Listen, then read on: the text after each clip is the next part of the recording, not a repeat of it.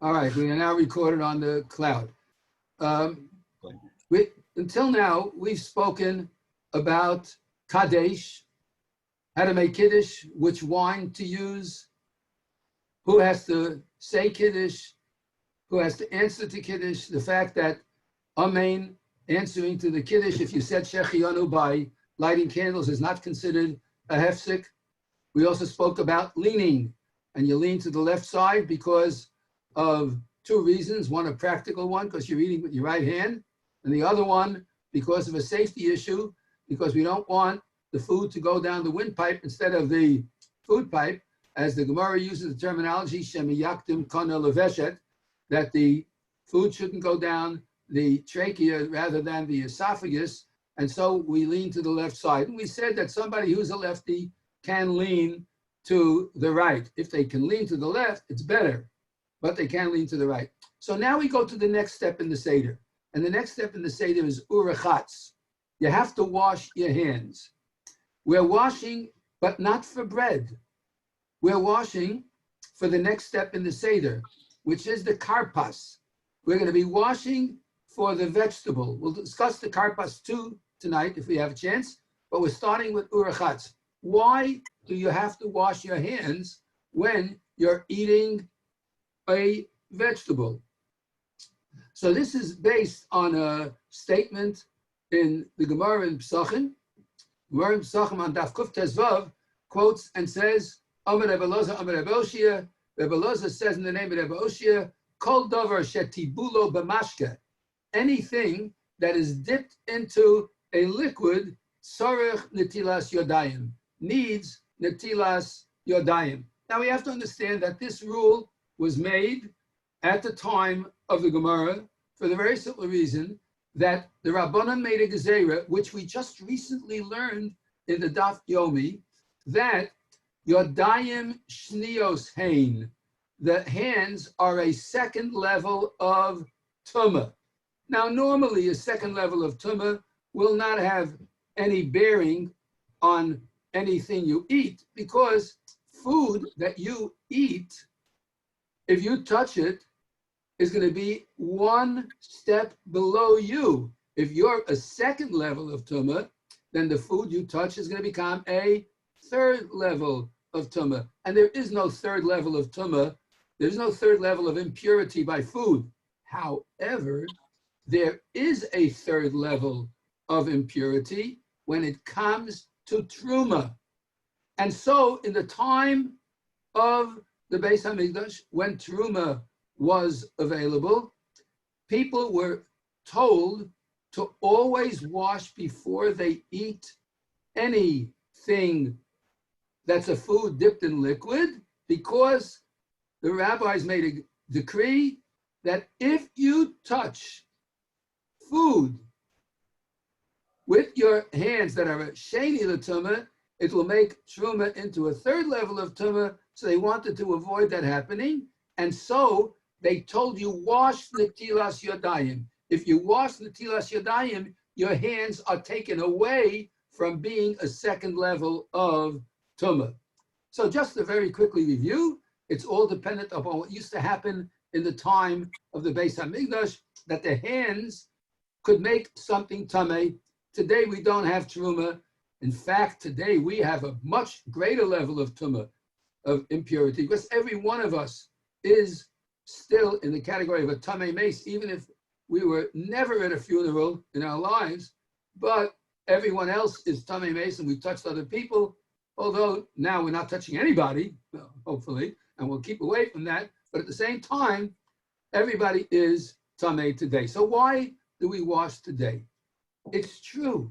Today we don't wash when eating food that's a vegetable dipped in water or any of the other 6 liquids. There are 7 liquids that can impart tumah, water being one of them. But if we wash and we dry our hands, then we don't impart the tumah to the thing, because the Rabbana made a gezerah that if your hands are a second level of tumah and you touch a dipped food in water, by touching the dipped food in water, if it's touched in water and you touch the water, you make the water a first level of tumah. The rabbis made such a decree in order to avoid people eating tummy food. And so, even though all year long we would never do this, we don't do this all year long for the very simple reason we're at a great level of tumah and we're at a great level of impurity, we don't bother. But when it comes to the night of Pesach, and we are supposedly not tamei at all, on the contrary, we're at a very high level of spirituality, we're at a high level of kedusha, we're sitting at the table wearing a kittel. If we have one, we wear a kittel. If we don't, we're wearing very, very nice clothing. All the table is set with the best that we can, whatever that best is. And it's a holy night. It's a Leil Shimurim. It's a night in which the Jewish people got out of Egypt, and God protects us on this night for all eternity. And because it has this very special quality of Kedusha, on this night only, we wash Netilas Yadayim before eating the karpas, because the karpas is a vegetable dipped in water. And since it's going to be dipped in salt water, therefore, we have to wash Netilas Yadayim beforehand. And the way you wash is the same way you would wash for bread. You take the kos, pour it on your right hand twice, then you take the kos, put it in your right hand, and pour it on your left hand twice. And that's the way we do rechatz. Interesting, we do not say a bracha. We do not say the bracha al netilas yadayim.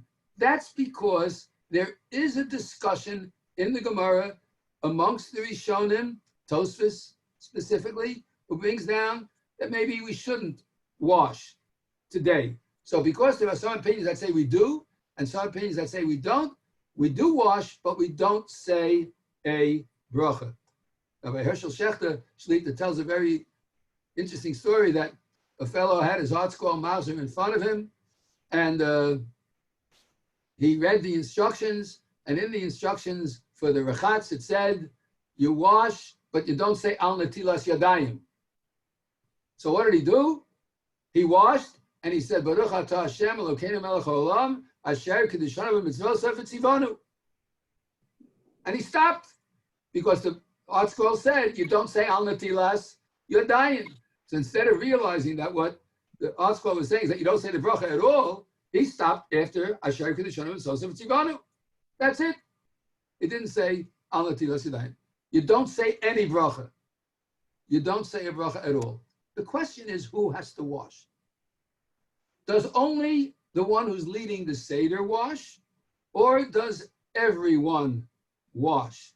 This is a discussion amongst the poskim, but it's clear, and Rabbi David Feinstein Shlita brings it down in his Haggadah, that since the whole reason why the washing was ordained is because you're dipping the karpas in the salt water, everyone is going to be eating the karpas in the salt water, and therefore it's clear that everyone who's eating the karpas, and we all do, everyone who eats the karpas should wash, and therefore it's not only the leader that washes, but everyone washes. And we just don't say a bracha on this particular netila. That's the whole story of Urechatz. Should be noted that you should dip the karpas in the salt water before you say the bracha on the karpas. So let's go right now to the next step. We covered Kadesh, we covered Urechatz. If there are no further questions on Urechatz, we will go right now to karpas. Karpas. Karpas is a green vegetable. The Gemara in Pesachim is quoting, the Gemara says karpas is a yerek. A yerek means a vegetable. The purpose of eating this vegetable, there are actually many purposes, but one of them is so that the children will ask questions. How unusual this is. It's in order to spur interest in the Seder. That's number one. Another reason, because we are like kings. We're wealthy. It's interesting that there's a Rashi in Parshas Toldos, which talks about the descendants of Yaakov and Esav. And it says, Shnei, the pasuk says, Shnei goyim bevitnech. And it's written Gimel Aleph Yud Mem, according to Rashi's Gersa, and it means, it's really written Gimel Yud Yud Mem, but it's pronounced Gayim, and Gayim comes from the word Ga'ah, and Ga'ah means exalted, and it's Shnei Gayim Bevitnech. There are two exalted people, two exalted nations in your womb. That was what was told to Rivka. And Rashi says, who were these two exalted people? It referred to Antoninus and Rebbe. Antoninus was the great Roman leader, and Rebbe was Rebbe Yehuda Hanasi. And as it says, what was the sign of their greatness? Shelo pasku me al shulchanim. It never left their table. Lo b'mosachama v'lo b'mosach, neither in the summertime nor in the wintertime. Lo tzinon v'lo chazeres. They never missed having salad on their table. You know, in the Middle East, you can't get salad during the winter time. It doesn't exist. But they had it always. They always had vegetables. We are blessed. We live in a time where vegetables in our neighborhoods are very plentiful. But the sign of wealth, of kingship, was that you had greens on your table all year long. And because when we sit down to the Seder, we're like a melech and a malka, king and queen. Therefore, we are going to have at the Seder greens. And the greens we're going to have, of course, are going to be the greens that are karpas. What is the preferred type of food to use for karpas? So, according to the Mefarshim, the preferred type of food for use as the karpas is celery. It's brought down by the Mefarshim, celery. Celery is the preferred type of vegetable to use. Truth of the matter is, you can use any green vegetable. It's clear that when the Gemara says that it means yerek, green vegetable, that would exclude, for instance, a tomato, which is not a green vegetable. It would exclude a potato, which is not a green vegetable. But people do use potato. We will discuss it in a minute. Correct. Oh. We should. So and not only that, but Tosfos even says that it has to be a raw vegetable. It can't be a cooked vegetable. It must be a raw one. And therefore, potato also wouldn't fill that particular requirement because we don't eat potatoes raw. In fact, if you did eat a potato raw, you wouldn't make a bracha borei pri ha'adama because that's not the normal way it's eaten. You'd have to make a shahakol niya bidvodo. In fact, Reb David Feinstein Shlita brings down that there were some people who said that they wanted to eat onions as a vegetable for the karpas, but Reb David quotes his father, Rav Moshe Zal, who said, you can't use an onion. In Russia and in some European countries, you were allowed to use an onion as a karpas vegetable because it is grown in the ground and it is a green vegetable of sorts. Is it onion charcoal?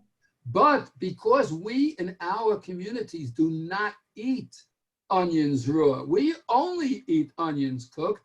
Therefore, Rav Moshe said for us, the bracha on onions is a shahakol, not a borei pri ha'adama. So we couldn't use onions raw. Cooked, maybe. But since Tosfos says you're not supposed to use a cooked vegetable, we can't use onions. So the things that we're left with, of course, are carrots, even though the celery, person likes onions. We'll discuss. Rabbi, excuse me for interrupting. One at a time. Let me finish with the potatoes. Okay. I'll get back. What you could use is celery or parsley. You have to check it, of course. Celery, parsley. You could use carrots, technically speaking. It's a green vegetable, all right, or any other green vegetables.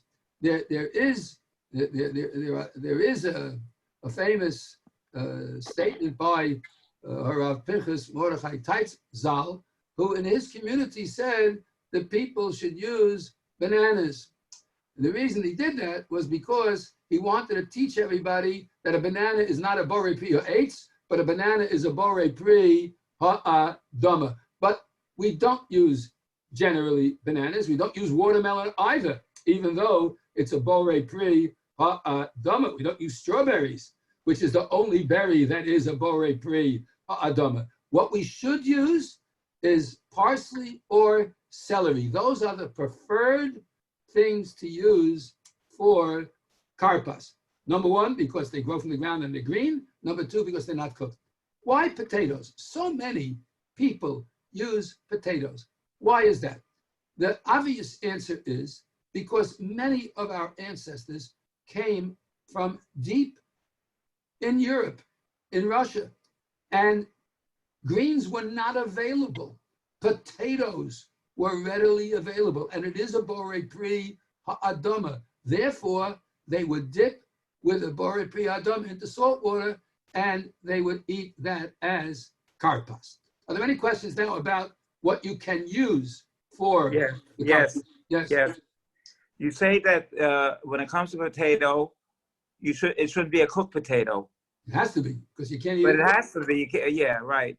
And so on one side, when I was growing up, one set of grandparents used a potato, and by my father's father, my Zaidi, he used a raw onion.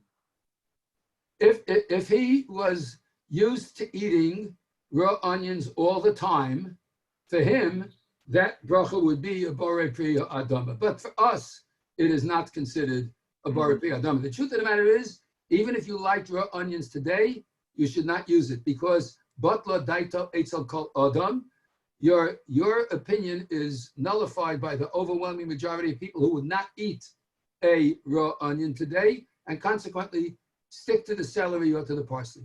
What do you use, Rabbi? What about Celery. what Celery. about a radish? Yes, What about you can a also radish? use a radish. You can also use a radish. Yes, Most people do use radishes. you no? can use a radish. Yes, because tzinon is radish, and the Rashi that I quoted says that never left their table tzinon o chazeres, which is chazeres is like a lettuce. In our case, we use celery, but it's radish is totally acceptable. All right. Now we have to know a few things. Number one, if you can, you should prepare the salt water before Yom Tov. Even though it's not Shabbos, still, whatever you can do before Yom Tov, you should prepare. When you take the vegetable in your after you washed, you should dip the vegetable in the salt water first, and then say the bracha, Baruch atah Hashem Elokeinu melech haolam, borei pri ha'adama, and then eat. And you should eat, as the Mefarshim and the Halacha brings down, you should eat less than a kazayas.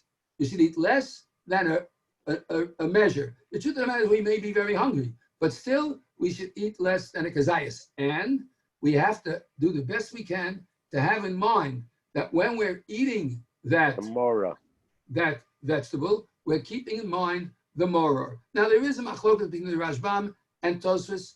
Why do you have to keep it in mind? After all, you're saying the Haggadah, and the Haggadah is a hefsik in the bracha, and therefore it doesn't help with the moror.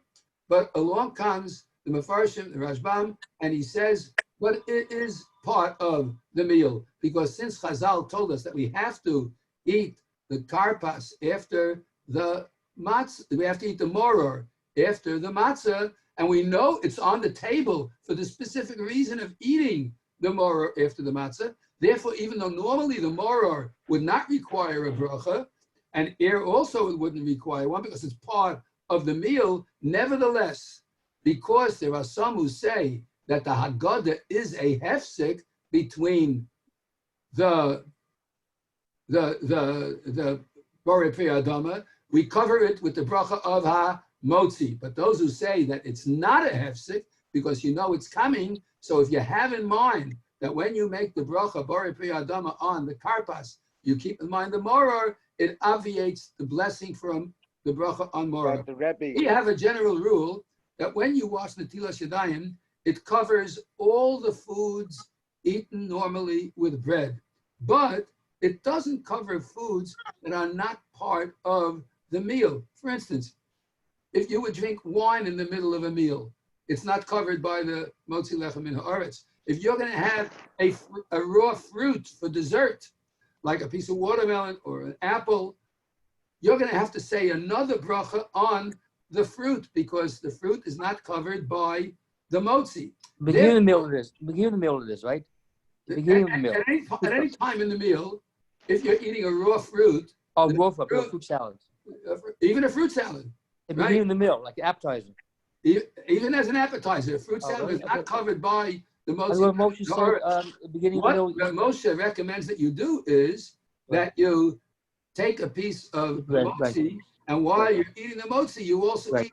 eat some of the fruit salad, so then it becomes something that is a condiment to the pas, to the bread, and therefore considered part of the meal. But the fact is that fruits generally are not part of the meal, and neither is maror generally part of the meal. But in this case, it is. So as I said, there's a difference of opinion if you should say a bracha or you shouldn't say a bracha. And since we're saying a bracha on the karpas, and the magid is following after the karpas, we keep in mind when we say the bracha on the karpas, we're eating less than the kazayas, and the bracha bar pei adama is going to go on the maror also.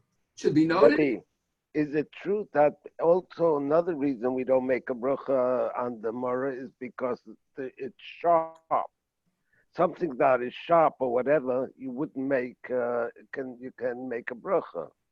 The only thing that you could say about that is if it's just to make the bread taste better, because it's tuffle to the bread, you wouldn't make a bracha. But here you're eating the maror plain, and you're eating it specifically for the mitzvah, so you have to eat it, and it's part of the meal because it's ordained, right? Therefore, you don't make a bracha.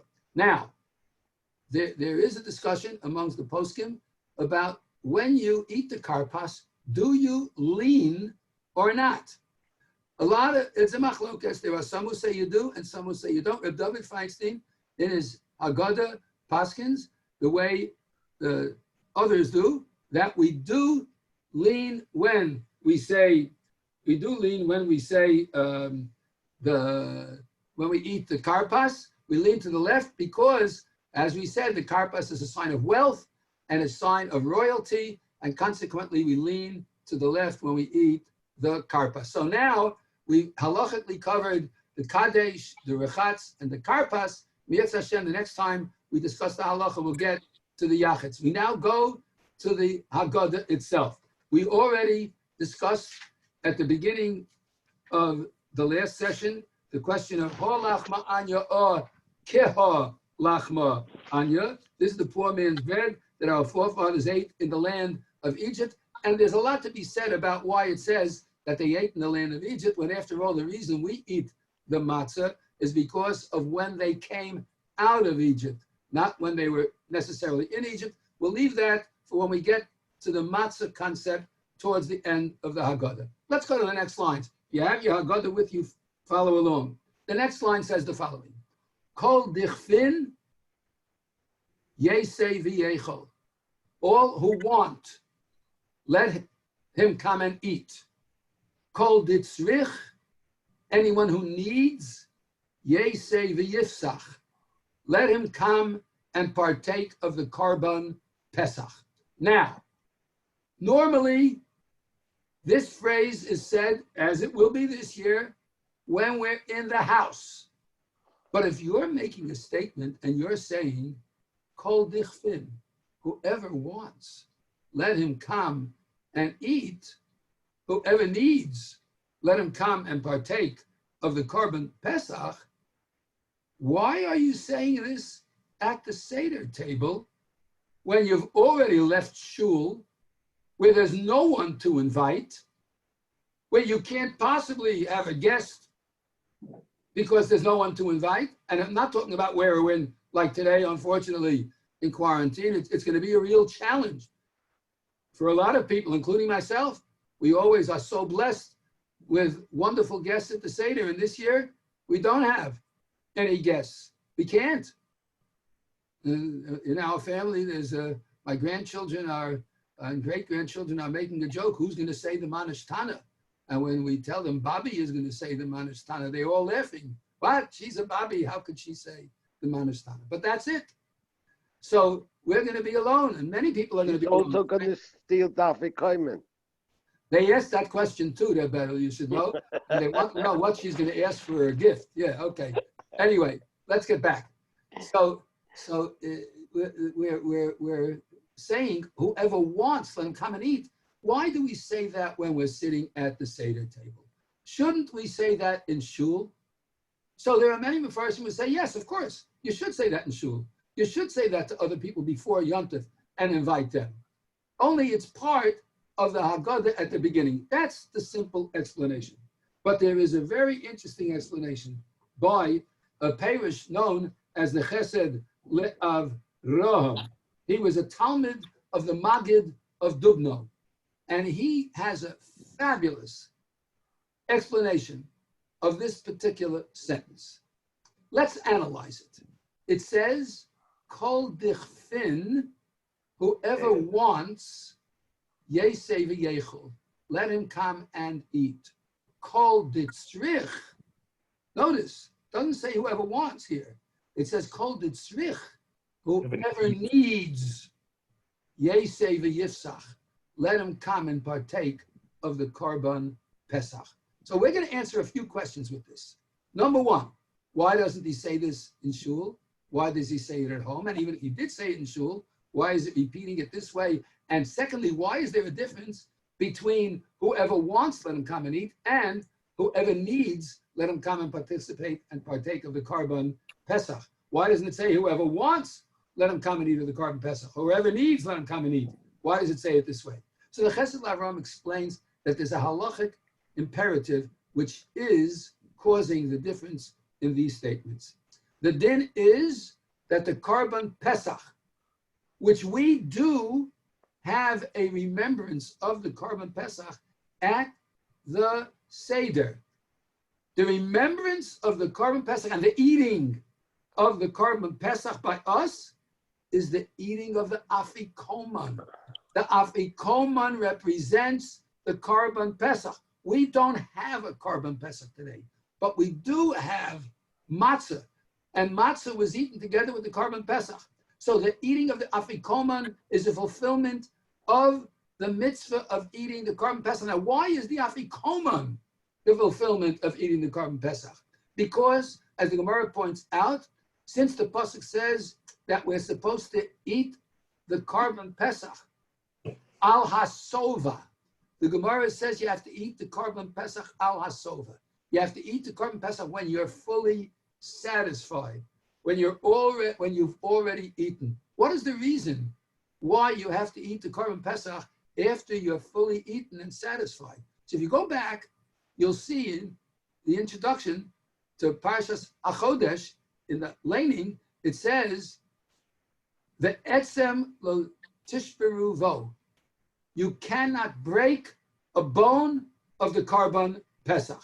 When you eat the Korban Pesach, you can't break any bones.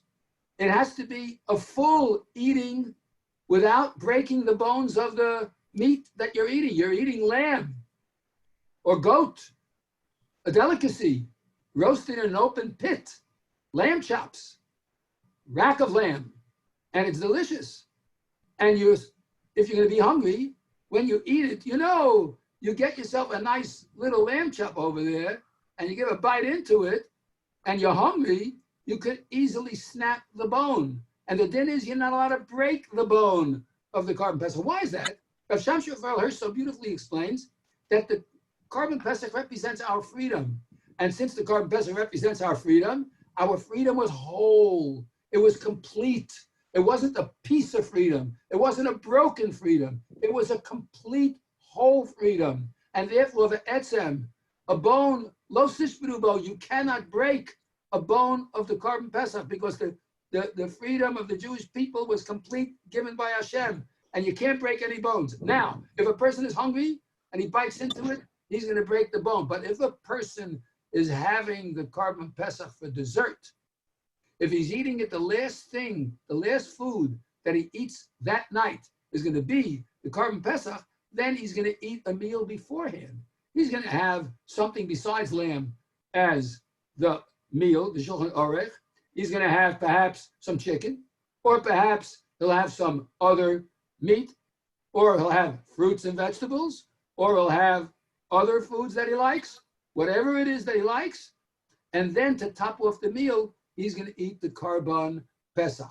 Consequently, the Karban Pesach is only eaten al ha-sova. Since it's only eaten al ha-sova, we're not worried you're going to break a bone of it. So now you're inviting people in.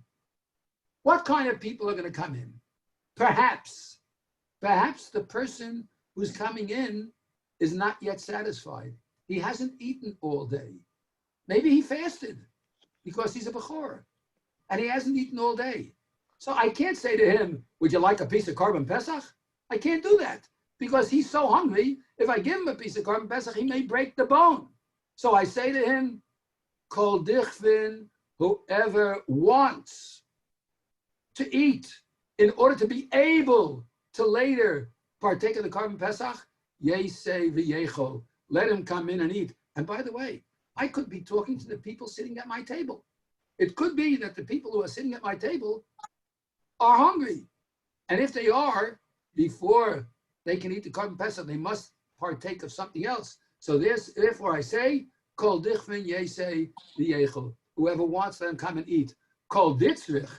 But whoever needs only the Karban Pesach, because you're full already, you've had a meal, you've had what to eat, you are no longer hungry. You are now ready to top off your meal with a dessert. And the dessert is the taste of the Karban Pesach. And that taste is going to remain in your mouth for the entire night. As Rav Shem Shlomo Ehrlich explains, the taste of freedom stays with us all night long. And therefore, Kol ditzrich, whoever must, because he's already full, Yesei v'yifsach.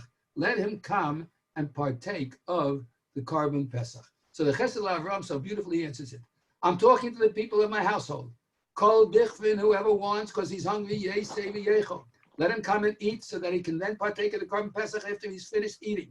Kol ditzrich, whoever needs, because he's already eaten, Yesei v'yifsach. Let him come and partake of the Karban Pesach, and you're going to top off your meal because you don't want to break a bone from it, because you want this to be the culmination of the freedom and staying in your mouth all night long, the taste of this beautiful freedom that HaKadosh Baruch Hu gives us. So we now explain that line in the Halacha Ma'anya. Let's go to the next line. The next line says, But the Karban Pesach is not, it's not bone. We don't have a Karban Pesach today. The matzah is representative of the Karban Pesach, but that matzah has to stay as the last thing we eat of food the entire night, despite the fact that afterwards we're going to be drinking wine. The wine does not dissipate the taste of the matzah. And it doesn't dissipate the taste of the Karban Pesach either, if we have the opportunity, b'meirav yameinu, to eat of the Karban Pesach. The next line in the Haggadah says, Hashata hacha. Now we are here. The Shana Haba, next year, Ba'arad Yisrael, in the land of Israel. Hashata Avdei. Now we are slaves. The Shana Haba, in the next year, B'nei Chorin. We should be people who are free.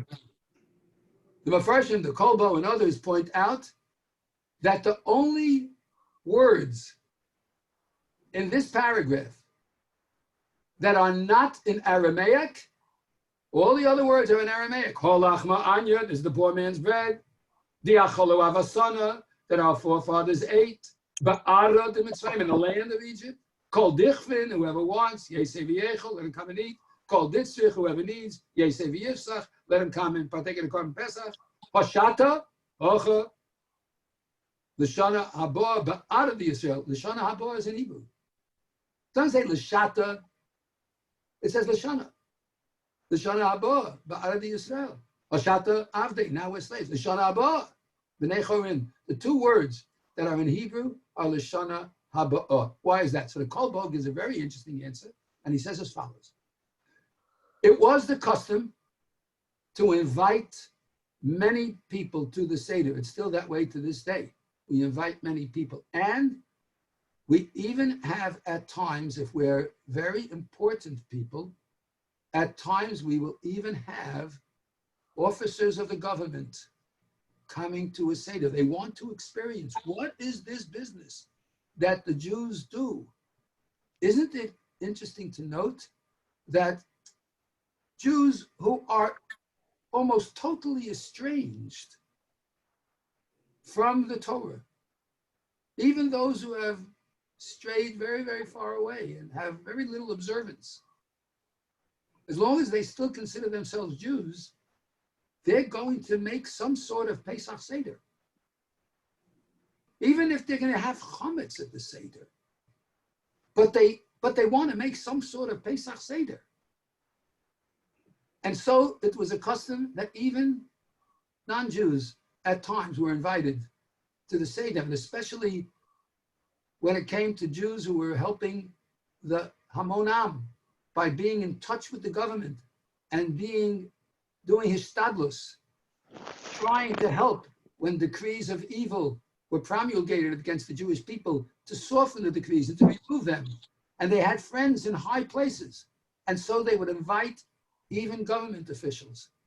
And we didn't want them to think that we're rebelling. So instead of saying Lashana Haba in Aramaic, we would say it in Hebrew so that they shouldn't think we are rebelling against them. But it would be a sign for us that we would hope that in the next year we would be Ba'arav the Israel, and that's not a rebellion. It's not a rebellion to be in the land of Israel, because everyone's entitled to his land. And it's not a rebellion to say, now we're slaves, we next year hope to be free men, because the government knew that they were subservient to the government. And therefore, the two words, Lashon Haba, according to the Kolbo, are written in that particular Hebrew so that they shouldn't think we are rebelling against them. This is not a perfect solution, but it certainly explains some of it. Okay, we are up to the Manishtana. Now, there's a lot to be said about the Manishtana. Truth of the matter is, we have a rather lot to say about it, and we're not going to be able to get to it tonight. But let me leave you with a question that will help focus on what we're going to discuss tomorrow night, which is the 4 questions. We are always used to saying that the Manishtana is the 4 kashas, or the 4 questions. Please ask yourself, how many questions are there really in this paragraph? That's question number 1. Question number 2, what does Manishtana mean? So we all know it means how different is this night? Question, isn't every single Yom Tov night different than any other night? Isn't Sukkot night different from every other night? Isn't the night of Yom Kippur different than every other night? Isn't the night of Shavuos different than every other night? Why is it that we only say Manishtana Halayla Hazeh? This is not much different than any of the other different. Okay. I'm sure you're going to come up with a lot of answers. Think about these 2 questions. And in Yetz Hashem tomorrow night, we're going to delve into the uniqueness of the Manishtana. And we'll try to explain it in depth so that we understand what the real issue is in this very unusual format of beginning the Magid. So Yetz Hashem tomorrow night, we will continue with that. I want to remind everyone, we do start at 7:45. It's best if we can come in at the beginning, but we are recording this. So if you missed any part, please feel free to join us online or wherever it's going to be posted, so you'll be able to get the full text. Is it going to be posted like last 2 nights ago? It'll be posted like the other one, yes, in Yetz Hashem. On the Halacha. Again, I didn't post it, but whoever's doing the posting will take care of the posting. David is doing a great job. Yes, he is. Yes, he is. Without David, we couldn't have this. Right. Thank you, David. We have excellent high-tech people running the show. And we bless them that they should continue for many years to enhance the Torah learning of a people in our school. Amen. And look how you Amen. brought people together. It's And not- Amen. Everybody here, we're all partners. Wonderful Brother- part of it. Brother Thank you, David, David, Brother thank you, David, you're doing David. a wonderful job. Yes. David is Okay, the man. David is the man. Rabosai, we are now going to the next year. We are now in the Mishnah in Kailim, and we're up to Mishnah Gimel, I believe it is, right? Yeah. Mishnah Gimel. Okay. Mishnah Gimel in Mishnayos Kailim. Zecher Nishmas Shlomo ben Aaron Moshe. Zecher Nishmas Yisrael ben Avraham. We are beginning with the Mishnah, which is continuation of the Mishnah we learned yesterday. The Mishnah we learned yesterday was about a shida. A shida is a large box or an amwa or a carriage that can hold 40 saw. And we said if a carriage holds 40 saw, which we said is approximately 66 gallons, and therefore it can't be moved male v'reikon. It can't be moved while it's filled and empty. It therefore cannot be mekabel tumah. But what about if it holds less than 40 sa'ah? The assumption is that if it's not such a big box, it could be moved both when it's full and when it's empty. So the Mishnah tells us, hashida v'hateva v'hamigdal. A box, depending on how you translate the word shida, teva, or migdal, it's either a box or a chest of drawers, an amwa, like we said, or it's a storage box, a cupboard. So hashida, hateva, v'hamigdal, migdal means a tower also because it's shaped like that. So like a break front or something. Hashida, v'hateva, v'hamigdal, shenitla achas miragleihem. That is missing one of its 4 feet. In other words, it has 4 feet, and you can picture, let's say you have a chest of drawers, and it has 4 feet, and one of the feet, the front leg, is missing. So this shida teva migdal is going to be leaning over. So the Mishnah says, af al pi shemekablin, even though it can hold Kailim, nevertheless tahorim, it is still a pure object. It does not become tamei. V'she'ena mekablin kedarkan, but if it couldn't hold things under the normal way, Rabbi Yossi mitame, Rabbi Yossi says it's tamei. Even though it can't hold things in the normal way, it still can hold things, and therefore he says the things inside and it will become tamei. The Mishnah continues, v'naklite amita. Naklite amita is famous words that come from the Masechta Sukkah, where it talks about a bed that has a canopy. And naklite amita is like this. You can have a 4-poster bed, all right? The 4-poster bed is not naklite hamita. Naklite hamita is a 2-poster bed. That means there's a bed, and in the middle of the foot of the bed, and in the middle of the head of the bed, there are 2 poles coming up. These 2 poles are attached to another pole that goes across the bed, and a curtain is hung over that, and it makes the bed like, a royal chamber. Consequently, when the Mishnah says in Aklite Hamita, when it talks about these 2 poles at the feet of the bed and the pole that goes across, the chamor, and the chamor literally means a donkey, but in this case it means that which supports the bed, the chipui, and the covering of the bed, all of these are tahor. We'll see in the Rav why this is so. Says the Mishnah further, ain't tamei elamita umalbein. The only parts that will become tamei are the bed and the brick that's underneath the bed, holding up the bed. Umal b'nei Levi, and the bricks of the b'nei Levi, we'll see why in the Rav, they are tahorim, they are going to be tahor. So let's go to the Rav now, and we'll see what the Rav says about this particular Mishnah. Says the Rav, Af al pisha mekablin, even though these shida teva umigdal can hold things in them. If they have a missing leg, they are not going to become tummy. And the Rav explains, Kolomar, as if to say, Afal pi shalom nitvu b'netilas haraglayim. There's no hole where the foot is missing. The Yeshlehem base kibul kivatchila, and the main section of the chest of drawers is still solid and can collect or accept things in it. Still, it's going to be tar. Why? Shekivan shenatal achas min aglayim. Since one of the feet is missing, shuv eina chashuv kli.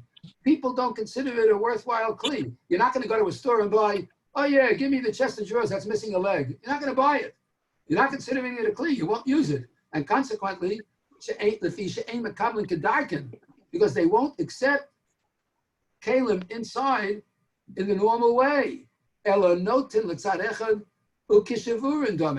to one side and they're like broken Kailim. And since they're broken, they're not going to be considered as if they can become tummy. However, Rabbi Yossi Matame, Rabbi Yossi says it's tummy. Kivan shalom nitlu minatilas achas meiragleim. Since the hole doesn't make a hole where the foot is, however, vein halacha to Rabbi Yossi, we don't paskin like Rabbi Yossi. The Rav now quotes the Rambam in his Pesach Mishnayos, and the Rav brings it down. The Rambam Goddess, the Rambam's language is as follows: the she'ena mekabling kedarkin Rabbi Yossi me tamei umilsa ba'apei nafshi, and that's a separate, unrelated statement.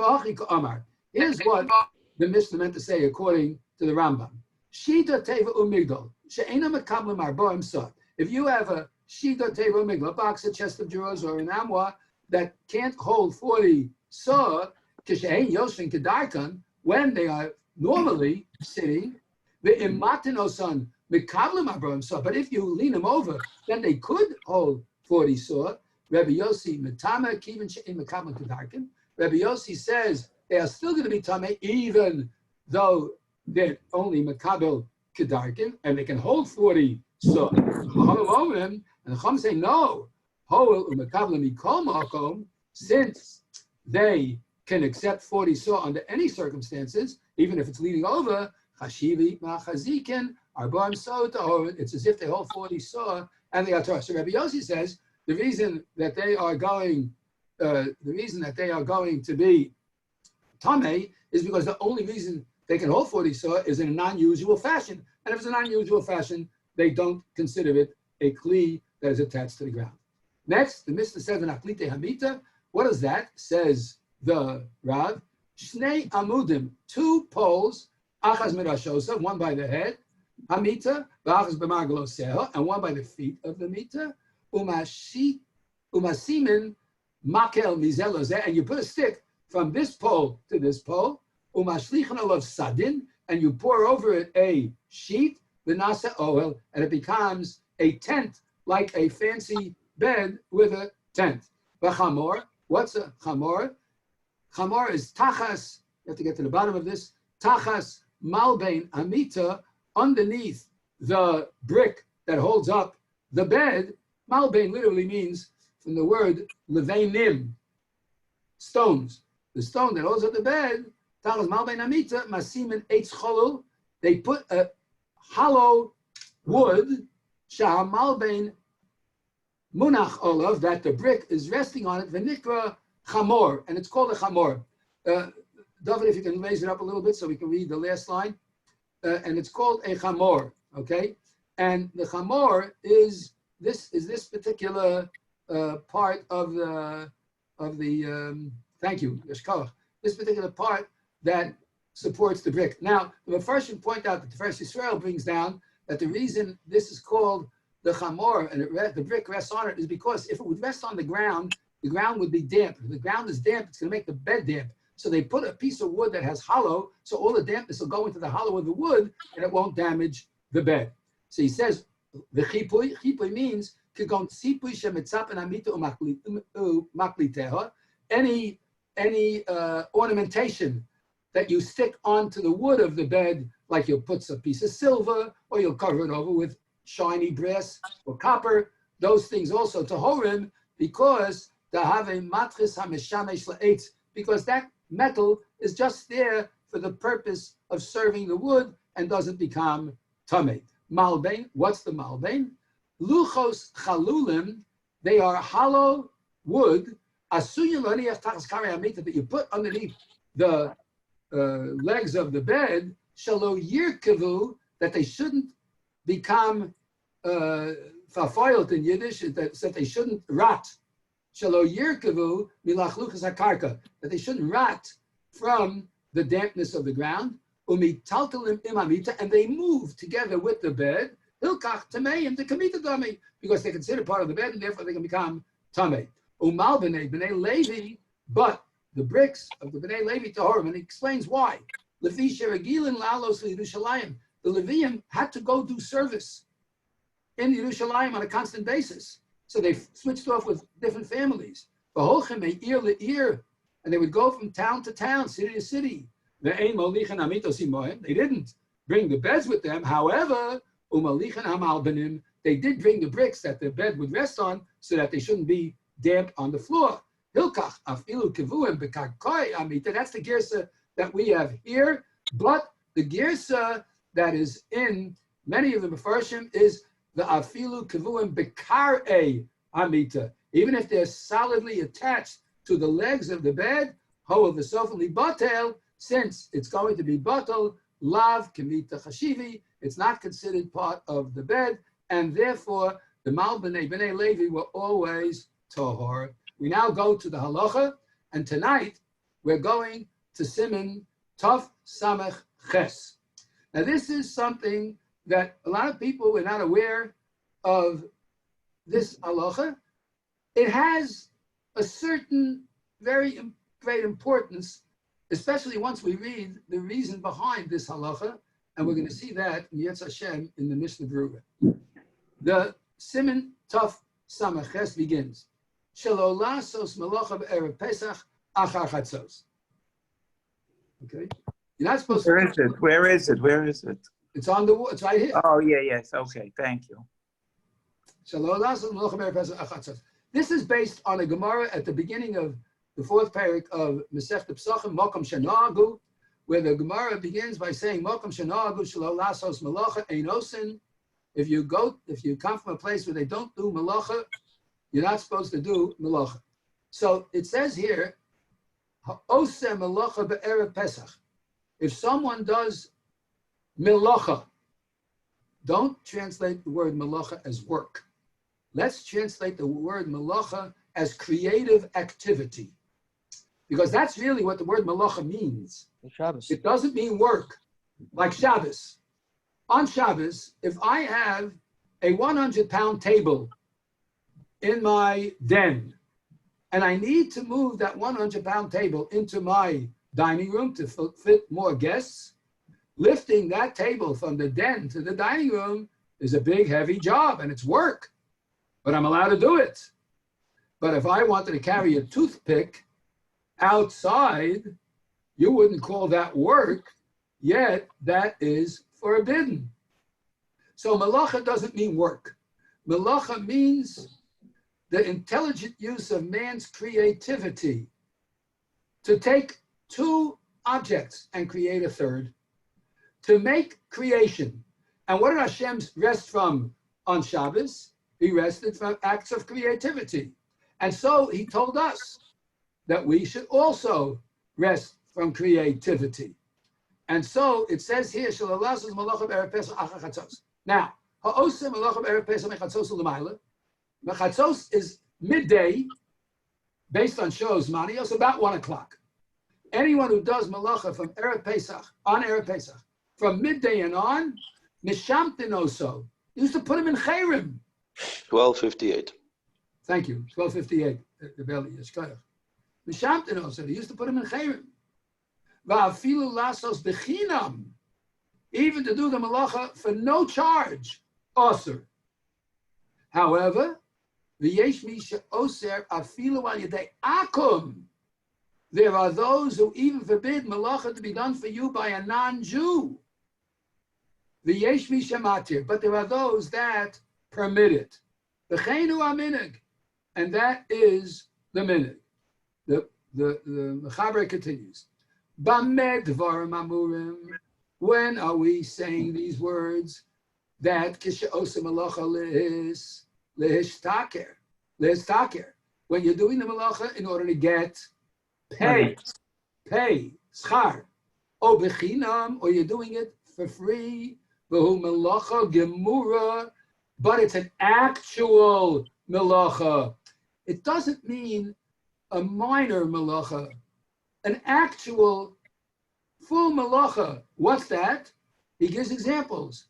Litfar begadim mamish, to sew up garments, which is a real malacha.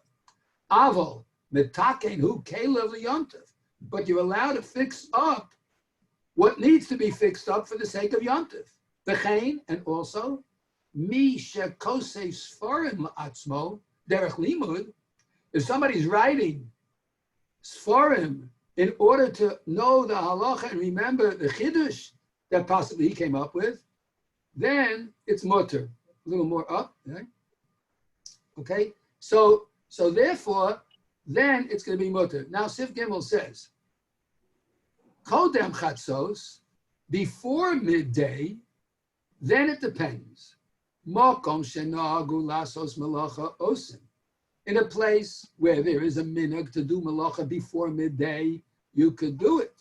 But makom shenagu shelo lasos, if you come and you live in a place, where the minhag is not to do malacha before chatzos, ein osim. You can't do it. Agor, and there are more adds. Done, as far as we're concerned, makom shenagu shelo lasos. Our places, Seder Amor in Krakow, we have a minhag that we don't do any work even before chatzos. The dafke malachos gemuros, but that's specifically only real, honest to goodness malachos, like sewing up clothing and so on. Aval sha'ar malachos, but other types of malacha, afilu minhag leka, there is not even a minhag.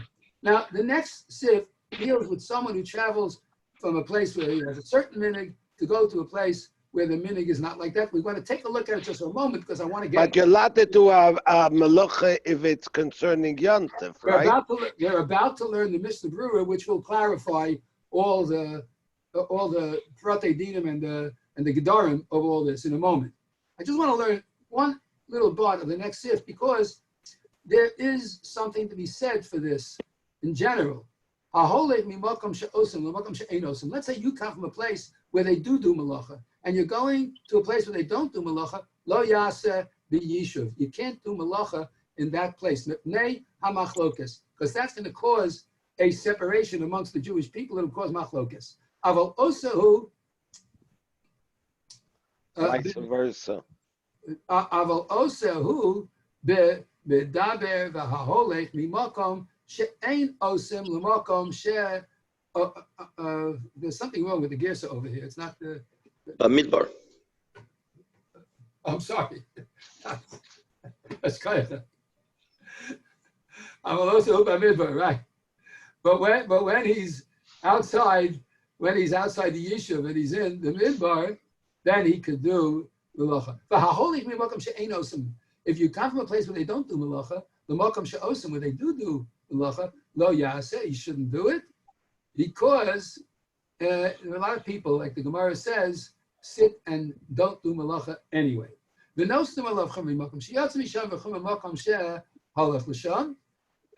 we always put the law on him from both ends of the spectrum. Don't hang around and purposefully don't get involved in malacha.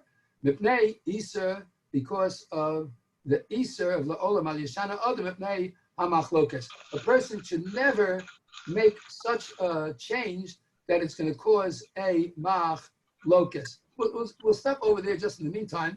I want to get to the Mishnah Berurah, which we have now in front of us. In general, this last line that we just read is what the reason I want to read that sif is because we're not supposed to change things in a way that's going to cause machlokas. When there's a minhag in a shul, one should not conduct himself different than the minhag in the shul. That's why Rav Moshe Zal said that if you daven on Chol HaMoed in a shul where no one wears tefillin, and your minhag is to wear tefillin, you should not wear tefillin during the davening. I myself, I wear tefillin Chol HaMoed, but I don't put them on for the davening, because the minhag in our shul, the overwhelming majority of people do not wear tefillin and haven't for years. And because they haven't worn tefillin, to make that we shouldn't have a machlokes, distinction between Jews. I and some others who don't wear tefillin during davening, but put them on after or before. You can put your tefillin on before davening or after davening in the shul or at home, or whatever you do, you should avoid making machlokas. That's a key. That's a key to avoid making machlokas.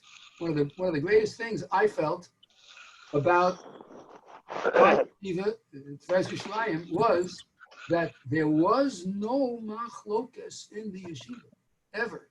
There were great, brilliant Talmidei Chachamim, Rosh Yeshiva. The Moshe at the top, the Michal Ber, the Tzaddik Livracha, the Mashgiach he was a bucky in everything, and Shas and Poskim, and when he would give a shir, the Moshe would sit down to listen to the shir so that there shouldn't be machlokas. So that's the key, not to have machlokas. Let's take a look now at the Mr. Brewer. Why was there a minhag? Why is there a din not to do melacha on Erev Pesach on Chatzos and on? And if you do, you're going to get put in Kailim. He says, Hatam mipnei she'uzman shchitas haPesach, because the afternoon from 6.5 hours and on was the time of the bringing of the Korban Pesach. Shekol echad miYisrael chayav bo, and every Jew is chayav in bringing the Korban Pesach. V'yom shemevi'in korban hu, and therefore it's got the status of a day on which you are bringing a korban, ki yom tov, and therefore it's just like a yom tov. V'lochein, also midivrei sofrim b'melacha, it's forbidden midrabanan to do melacha. Va'afilu b'zman hazeh, and the Mr. Brewer ends off by telling us, even in our times today, the leka korban, where there is no korban, adayan ha'isur b'mkomo omei, the Easter is still standing in its place. Now, you could ask, well, can't our current Rabbanim Gedolei Poskim get together and say that Easter doesn't apply anymore? No, they can't, because you can't be mevatel a gezeira, a decree of a previous Sanhedrin, unless you're equal to them in the chachma or minyan. You have to be equal to them in wisdom and in count. And if you're not equal to them in chachma and minyan, which none of our Sanhedrins are, then it's impossible for you to change that din. And consequently, the din stays the same even today. Now, Mishamtin also, we put him in Chayrim. Says the Mr. Brewer, and he quotes here the Gemara, which speaks in two places, at least two places, more actually, on Erev Shabbos, on Erev Shabbos in the afternoon, on Tisha B'Av, on Purim, and especially on Erev Pesach, the Gam Eino Roa Simin Bracha Me Oso Malacha. He is not going to see any Simin Bracha from that Malacha. So you'll say, wait a minute, on Erev Pesach, at 3 o'clock in the afternoon, I made this fantastic stock trade, and I made $1 million. So don't tell me I won't see Siman Bracha. Not so. The truth of the matter is, if you were supposed to make $1 million, you would have made it anyway. But because you made the $1 million over this way, at some point along the line, that $1 million will do you absolutely no good. There'll be no bracha in it. You won't get a blessing from that $1 million. First of all, it's possible it won't last. Secondly, it's possible you would have made it another way, it would last. And so, our rabbis tell us, and it's brought down Halacha, you're not going to see a siman bracha. And then he says you shouldn't even do it bechinam, for nothing. Like we said, if it's a malacha gemura, and he says you shouldn't even do it in Sifkat and Dalet afilu al yedei enu Yehudi, even through a non-Jew, because kemo b'chol ha-moed, because it's got the same din as chol ha-moed, because Sifkat and Hey, v'yesh mi shematir, but there are those that permit it. Afilu hu osa b'veiso shel Yisrael, even if you do the malacha in the house of Yisrael, it's feel because he holds the lo echmira b'zeh ba'amir l'akam kemo b'chol ha-moed yom tov. The prohibition of Amir al-Akam is not as strong on the afternoon of Erev Pesach as it is on Chol Hamoed and Yom Tov. Now, here's this. Look at this. We don't have this problem this year because we're all going to be like Nazarites, like this meeting that comes unless you have an in-house barber that you can do it for yourself. But some people do have. Okay. Well, the Indian, I hesitate to take a haircut from the back of my head without being able to see. If someone else could do it, maybe. Anyway, the Indian listaper al yedei akum achar chatzos, but to take a haircut from a guy after chatzos is kimu harbe achronim lehakel. Many achronim permit it. Av shemate rosho litzad misaper. Even though you're moving your head, helping the one who's giving you the haircut, and you're helping out a little bit. Avo, al yedei Yisrael osir, afilu b'chinam, to have another Jew do it for you is osir afilu b'chinam, yishum tehi malacha gemura, because that is taka a malacha gemura. However, unetilas tzipornayim, but to cut your nails, im shachach litol osam kodem chatzos, yesh lahakel, there is a permissibility. Afilu al yedei atzmo or al yedei acher b'chinam, even if someone else does it for you. Based on what we just read, it would seem that those who shave Erev Yom Tov should take the shave prior to Chatzos. You shouldn't wait until after Chatzos, because when it says mistaper, it doesn't just mean taking a haircut. It means taking a shave too. So those who do shave should shave before Chatzos, and there may be an isser to shave after Chatzos. Okay, we're going to stop over here. And Hashem, so Rebbe, if I pay a guy give me the haircut, like after Chatzos, as if I'm doing the haircut myself too. If it's a Jew, you're not allowed to do it. If it's a guy, yes. Right, but if a guy, if I'm paying a guy, it as if I'm doing it too. No. If you pay a guy, we just read that it's acceptable. Uh-huh. Okay. But don't wait till after Chatzos. Try to do it before. Now the malachas that are specifically permitted. The shvius. The malachas that are permitted specifically after Chatzos and Erev Pesach are those that have to do with the making of the Yom Tov itself. The cooking that's needed to be done, or the separating the kzeisim. If you're going to do it before, if you have quite a few people at the Seder, Yetz Hashem, everybody should be zocher to that soon. But separate the kzeisim and put them in little bags so that when you make the brachas, everybody has a kzais in front of them. It saves a lot of time. And tircha de tzibura and hefsik and the bracha, breaking up the parpas and the moror and the kazaisim sizes, it certainly would be appropriate to do that. And even opening bottles of wine, if you can do that. And certainly, like we said, making the salt water before Yom Tov, that's not considered malacha gemura, and that would be permitted to do. Mi'etz Hashem, tomorrow night, we're going to continue. We left off by yachatz in halacha of the Seder. We're going to continue to explain the yachatz tomorrow night, Mi'etz Hashem. And we're also going to go further in the Haggadah, which deals, as we said, with the Manish Tana, which is such a fascinating piece of Haggadah. And we're going to try to explain that and some things that come after that too. And tomorrow morning at 7:15 a.m., we're going to continue with that very difficult sugya that we had today in the discussion between Abaye and Rava, whether or not the Devei Rabbi Yishmael agree with Reb Shimon ben Elazar about the size of an object that can become tamei. Is it shalosh al shalosh, Or is it shlosha al shlosha? Is it 3 fingers by 3 fingers or 3 tvachim by 3 tvachim? And is it only tzemer epistin, or does it also refer to sha'ar begodim? And Yetz Hashem will continue that tomorrow at 7:15. We take the opportunity to wish everyone a wonderful good night. And Right. Yetz Hashem will see you all tomorrow morning at 7:15 a.m. for the Rabbi, Yes, a koach, Rabbi. Yes, a Shalom, koach. Rabbi. You're welcome. You're welcome. Nice to see everybody. Shkalach Eli for all your shiurim. Shkalach, everybody. Continue on with the learning of Torah and the growing as individuals and coming closer to Hashem, because that's, after all, what one of the gifts that we can do in this particular time. We can be misboded with Hashem. We can be alone with our thoughts and our growth. We can grow so much in this time. We have such an opportunity. So many times during the year we say, I don't have enough time. I don't have time to think. I don't have time to daven. I don't have time to learn. Here you have time to do everything. So it's a great opportunity.